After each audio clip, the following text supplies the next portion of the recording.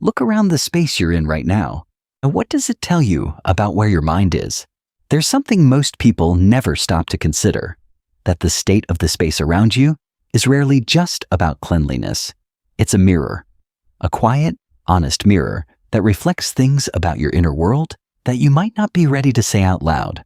And the people who keep their homes consistently, almost compulsively clean, they aren't just tidy. They are telling a story about control, about safety, about something that happened or didn't happen a long time ago. This video is about that story. There's a certain kind of person who can't leave a dirty dish in the sink overnight, who straightens the cushions before leaving the house, not because anyone is coming, but because something feels wrong if they don't, who wakes up early not because they have to, but because they need the space to be right before the day begins. From the outside, this looks like discipline, like virtue. People admire it. They say, "You're so organized. I wish I could be like you." But from the inside, it often feels like something else entirely. It feels like necessity. Here's what the psychology actually shows. The relationship between a person and their physical space is not superficial. It runs much deeper than aesthetics or habit.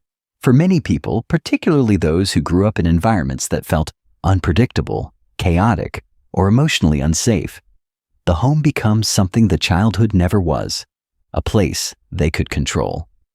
When you cannot control your emotions, when you cannot control other people, when you cannot control what happens next, you can control whether the kitchen counter is clear. You can control whether the bed is made. You can control the precise placement of objects in a space that is finally, completely yours. The clean home is not always a personality type. Sometimes it is a coping strategy, a highly functional, socially praised coping strategy, but a coping strategy nonetheless. Psychologists call this environmental control as emotional regulation, the external world being ordered in service of an internal world that feels, or once felt, profoundly disordered. And this is not a flaw. This is intelligence, the mind finding what works, the nervous system discovering that when the environment is calm, it can be calm. When the surfaces are clear, the thoughts feel less crowded. When everything is in its place, the anxiety drops by a measurable degree. The space becomes a form of self-care, not performed for others, performed for the nervous system. But here's where it gets more complex, because for some people, the cleaning is not just regulation, it is also anticipation, a preparation for something that may never come, but that the body remembers as possible. If you grew up in a home where things could shift without warning, where a good mood could turn, where an unexpected arrival could change everything, where mess and chaos were sometimes followed by consequences, you learned something. You learned that having everything ready, everything in order, is a form of protection. Mess became a risk. Order became safety. And now, decades later, in your own home, in a life that may be completely different, the body still remembers. It still reaches for order the way a hand reaches for a railing in the dark, not because the stairs are dangerous, because they once were. Pause on that for a moment, because it reframes something important about what looks, on the surface, like a simple preference for tidiness. There is another layer to this that rarely gets discussed. For many people who keep their homes exceptionally clean, the space is also about identity, about the version of themselves they are trying to maintain, or trying to become. The clean home says, "I have it together," even when the interior experience is the opposite, even when anxiety is running at full volume and the mind feels anything but organized. The home can look like the person they want to be, the person they are trying to prove they are. There's nothing dishonest about this. But it is worth understanding. The home as aspiration, the home as the place where the self that is still being built gets to exist ahead of schedule, where the competence is visible before the confidence has arrived, where the life that feels just out of reach is practiced daily through the simple act of keeping things clean. And then there's the question of what happens when it slips. Because for most people, a messy house is an inconvenience. For the person whose sense of internal order depends on the external environment, a messy house is something closer to a physical sensation.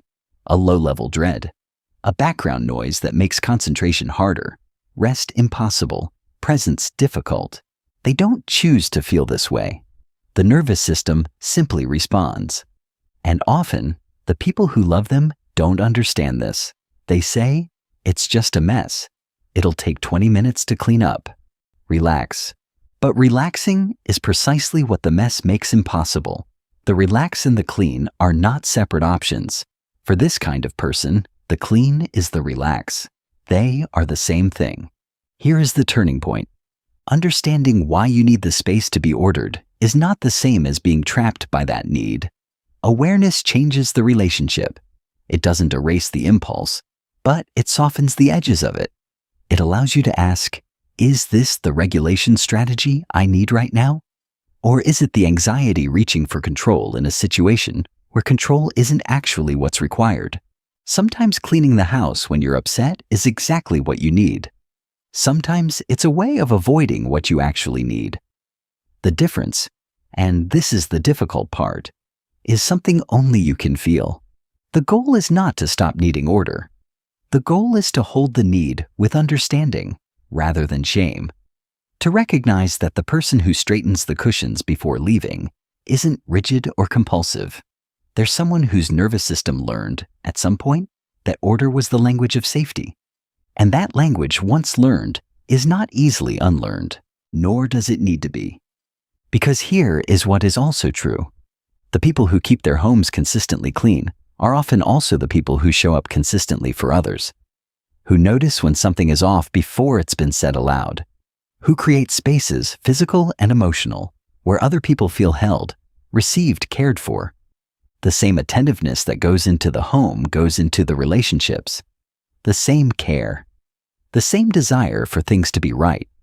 Not perfect, but right. Not sterile, but safe. The clean home at its deepest level is often an act of love, not just for the self, for anyone who enters it. There is something profound in that, in the way the most private coping mechanism becomes, over time, a form of generosity. So if you are someone who can't fully rest until the space is right, hear this. You are not rigid. You are not difficult. You are not the sum of someone else's impatience with a need they didn't understand. You are someone who built a language out of necessity and who speaks it fluently every day in the quiet of the only space that is completely yours. That language is valid. That space matters. And understanding why it matters to you the way it does, that understanding is not a diagnosis.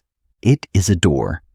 If this video found you today, share it with someone who might recognize themselves in it. Someone who has been told they're too particular, too clean, too much.